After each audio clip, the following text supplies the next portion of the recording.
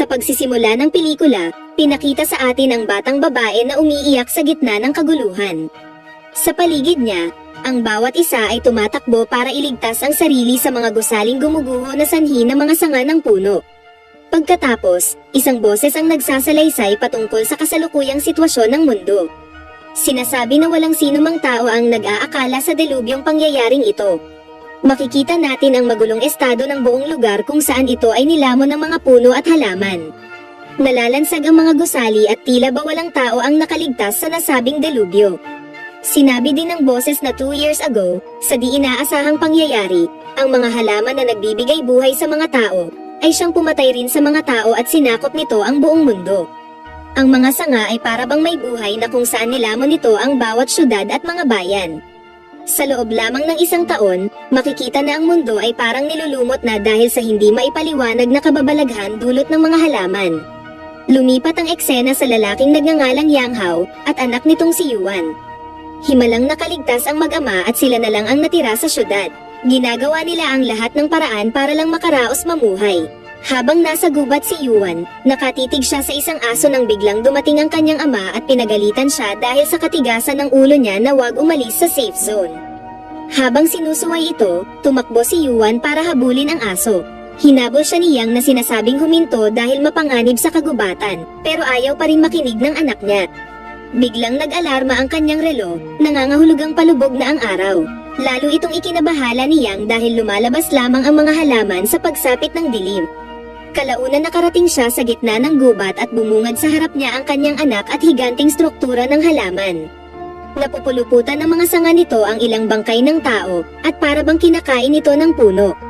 Isa sa mga sanga ang hinabol sila sa kagubatan, pagkatapos ilang mga sanga pa ang nagsimulang sundan sila para habulin. Mabuti na lang nakaalis agad ang mag-ama sa kagubatan sa tamang oras. Bumalik ang mga sanga nang tamaan sila ng sikat ng papalubog na araw. Pagkatapos umuwi na ang mag-ama at sinara ang pinto. Pinatulog na niyang ang anak at naglagay na rin siya ng tracker sa relo nito para sa susunod ay madali niya na lang mahanap si Yuan. Pagkatapos sinubukan niyang tumawag sa telepono kung may iba pa bang survivors pero walang sumagot. Maya-maya lang nakatulog siya at napanaginipan ang unang eksena bago nagsimula ang delubyo. Ang asawa ni Yang na si Yan ay isang siyentipiko na bihasa sa environmental science at plant biology. Ang kanyang team ay sinusubukang gumawa ng drugs na makakatulong sa mabilis na pagtubo ng mga halaman. Gayunpaman, ang droga na dapat sana makakatulong sa sangkatauhan ay sa halip nakasira pa ito dahil sa maling kalkulasyon. Ang droga ay aksidenteng napabilis ang mga plant cells at aksidente din itong napagana ang stress system ng mga halaman kung saan nagkaroon ito ng sariling emosyon. Kaya naman ang mga halaman ay nakakaramdam ng galit at sakit kaya naging sobrang delikado ang mga ito. Isang araw, normal naman ang lahat mula nang magsimula ang pag-atake ng mga halaman. Natigilan sa trapiko ang tatlo at biglang tumawag ang kasamahan ni Yan kung saan agad na pinaalam nito ang pag-malfunction ng droga. Bago niya pa malaman ang buong impormasyon, nagsimulang yumanig ang lupa at nagsisigawan na ang mga tao. Pagkatapos tumambad na sa kanila ang mga taong nagsisitakbuhan, ilang sandali lang napansin ni Yang ang dambuhalang sanga na umusbong mula sa lupa. Balik sa kasalukuyan, nagising siyang sa ingay at natakot siya nang makita ang higaan ni Yuan na nilalamon na ng mga sanga. Sinundan pala sila ng mga halaman mula sa ilalim ng lupa at pagkatapos hinila nito ang higaan ni Yuan hanggang paibaba. Sinubukan niyang sagipin ang anak pero nabigo siya. Sumunod, hinahanap niyang ang anak sa pamamagitan ng tracker na inilagay nito kanina. Narating niya ang lumang gusali at gumamit siya ng flashlight bilang proteksyon dahil natakot sa liwanag ang mga halaman. Ilang saglit pa ay napansin niya ang relo ni Yuan. Pagkatapos narinig niya ang sigaw ni Yuan mula sa kabilang dako. Agad niyang pinuntahan ito at natagpuan niya ang anak sa madilim na gilid na sinusubukang iligtas ang sarili gamit ang flashlight. Bago pa siya malapitan ni Yang, biglang nalobat ang flashlight ni Yuan kaya ngayon ay mas madali na siyang makain ng halaman. Kaya naman agad tinapon ni Yang ang sariling flashlight para iligtas ang anak. Gayunpaman hindi pa rin sumuko ang mga halaman at sinimulan nitong hilain muli si Yuan. Mabuti na lang nakahanap si Yang ng fire extinguisher at ginamit niya ito para sirain ang pader upang tumagas ang sinag ng araw. Pagkatapos nawala ng malay si Yang at muling bumalik ang eksena sa nakaraan. Matapos ng ilang oras na pag-atake ng mga halaman, dinala ni Yan si Yang at Yuan sa laboratorio at sinabi na tanging UV rays lang ang kahinaan ng mga halaman, at bukod pa doon ay wala ng ibang paraan para pigilan ang pagtubo ng halaman. Habang nag-e-eksperimento ito sa ilang kemikal, bigla na lang nawasak ang pader at ilang mga sanga ang umatake sa kanila. Sinubukang iligtas ni Yang ang asawa pero sa puntong ito ay nahila na rin ang kanyang anak. Balik sa kasalukuyan, nagkaroon muli ng malay si Yang at dahan-dahan siyang hinihila ng halaman.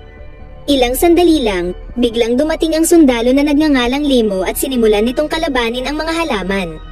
Kalaunan dumating na rin ang ilan pa sa kanyang mga kasamahan. Sa huli, tinulungan ni Yang ang mga sundalo para paandarin ang device na makakapag-generate ng powerful UV rays. Matapos nito, tinawagan ng leader ang kanilang commander para ipaalam ang patungkol sa mga survivors na si Yang at Yuan. Habang nakikipag-usap si Yang sa kanila, pinakita ng mga ito ang device na tinatawag na N2 ahensya kung saan ito na lang daw ang tanging pag-asa ng sangkatauhan. Inihayag din nila na nagtatrabaho sila sa isang organisasyon na binuo ng iilang mga survivors sa iba't ibang bansa na tinatawag na Joint Forces. Lumalabas na ang Central Academy of Science ay napredict na ang patungkol sa delubyong ito, at sinasabing mas lalo pa itong lalala sa ilang panahon kapag hindi nila ito napigilan. Kaya naman ang misyon nila ay mailagay ang ahensya device sa ugat mismo ng halaman upang tuluyan itong mawasak. Pagkatapos, nakatanggap ng signal ang isa sa mga sundalo na sinasabing mayroong nangyayari sa ilalim ng lupa. Ang bawat isa ay nagpanik ng bigla na lang, bumukas ang lupa at ang device na naglalabas ng UV rays ay kasamang nahila pati ang mga sundalo. Agad silang inatake ng mga sanga, mabuti na lang nagawa naman nilang madepensahan ang sarili. Subalit, ang leader ng squad ay lubhang nasugatan. Bago pa siya matulungan ng grupo, isang higanteng sanga ang lumapit sa kanila. Ngunit makakaramdam lang ito sa pamamagitan ng tunog kaya ang bawat isa ay nanahimik. Gayunpaman, napalapit ang sanga kay Yuan dahilan para mabangga nito ang salansonen na naglikha ng ingay. Dahil dito ay agad na inatake ng sanga si Yuan, mabuti na lang nagawa pa rin siyang mailigtas ng ama bago pa siya abutan ng sanga. Aatakihin pa sana silang muli ng sanga pero binaril ito ng sugatang leader para mabaling sa kanya ang atensyon ng sanga. Pagkatapos piniliputan ng sanga ang leader at sinabi niya sa bawat isa na tumakbo na sila, bago nito isakripisyo ang sarili sa pamamagitan ng pagpapasabog ng granada. Sa kabutihang palad, ligtas namang nakalabas ang grupo mula sa pagsabog. Bago nila ipagpatuloy ang misyon, isa sa mga sundalo ay kinausap si Yang na sumali sa kanila dahil sa isa siyang technician at siguradong malaki ang maiaambag niya. Ngunit tinanggihan ni Yang ang alok, sabay umalis kasama ang anak. Gayunpaman huminto si Yuan, sabay sinabi sa ama na nais nitong sagipin ang mundo, kaya hinikayat niya ang ama na tulungan ang mga sundalo sa kanilang misyon. Wala nang choice si Yang kundi sumali at kalaunan nakarating sila sa launch station, ang lugar kung saan dito nila dapat i-set up ang device.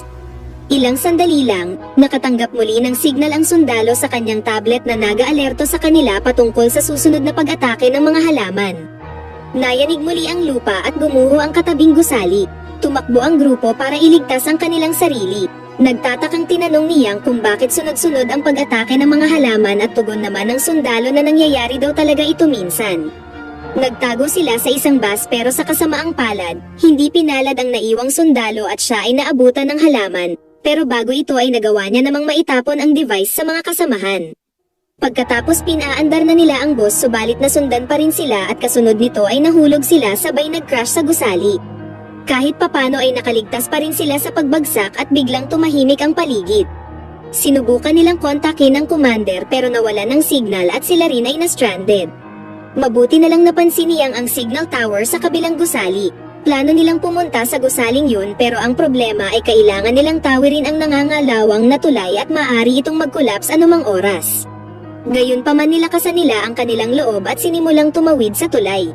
Ilang sandali lang, biglang gumuho ang kabilang gusali ngunit tinatagan nila ang kanilang sarili. Swerte pa rin sila at hindi naman sila inabutan. Gayunpaman, ang komosyon ay naging sanhi para si Yuan ay mahulog. Pero ang sundalong nagngangalang Lee ay sinagip si Yuan sa pamamagitan ng paglambitin nito sa tali.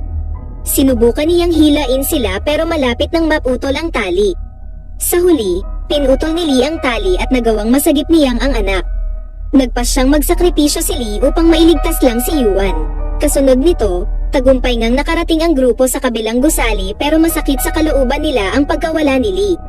Sinimulan na nilang kontakin ang commander. Nagbigay ng anunsyo ang commander sa kanila at sa ibang grupo na naka-assign sa iba't ibang panig ng mundo. Sinabi niya na ang susunod na wave ng pag-atake ay mangyayari sa loob ng 4 na oras, kaya siguradong mahihirapan silang makumpleto ang misyon sa tamang oras. Bukod pa dyan, ang ugat ng halaman ay pinoprotektahan ng ilang mga sanga sa paligid nito, kaya mahihirapan silang itanim ang device dito. Kaya inutos niya na lang sa mga sundalo na isuko na ang misyon at umuwi. Bago mawala ang koneksyon, kinausap niyang ang commander para makiusap na wag sanang hayaang mauwi sa wala ang kanilang sakripisyo at payagan silang ipagpatuloy ang misyon. At saka sa anong punto pa para sila ay sumuko. Ang talumpati niyang ay nagpalakas ng moral sa lahat ng survivors sa buong mundo. Sa wakas, binawi ng commander ang sinabi niya at sumang-ayon na siyang ipagpatuloy ang misyon. Pagkatapos nagtungo na ang grupo sa launch tower para i-activate ang system at itanim ang device sa ugat ng halaman. Inilaunch na nga ang device pero tumigil ito sa kalagitnaan dahil sa mga sanga na pumoprotekta sa ugat. Sa kabilang banda, ang ibang bansa ay ginawa rin ang parehong proseso at nabigo din. Ngayon ang grupo ay nawawalan na ng pag-asa. Bigla na lang, isang ingay ang narinig mula sa tore kung saan nakilala nila ito na tunog ng bulkan. Dito inihayag na ang launch tower pala ay gumamit ng geothermal mula sa lava sa ilalim ng bundok. Nang marinig ito, nagkaroon ng ideya si Yang. Iminungkahi niya na sirain nila ang underground maintenance system na kumokontrol sa lava, upang ang lava ay mahulog sa mga sanga na pumoprotekta sa ugat. Ngayon, magkasama ang sundalong si Guy, Limo, at si Yang pumunta sa underground maintenance system na may dalang pampasabog. Pero kalaunan inatake sila ng ilang mga sanga. Sa kasamaang palad si Guy ay namatay. Kahit papano nagawang makaligtas ni Limo at Yang at nagpatuloy na silang umabante. Gumamit sila ng pinto, kung saan inisahan niyang si Limo, at ikinulong niya ito sa labas para sa kaligtasan niya. Nakiusap siya na alagaan nito ang kanyang anak kung mamamatay man siya. Nais niyang isakripisyo ang sarili para sa kapakanan ng sangkatauhan.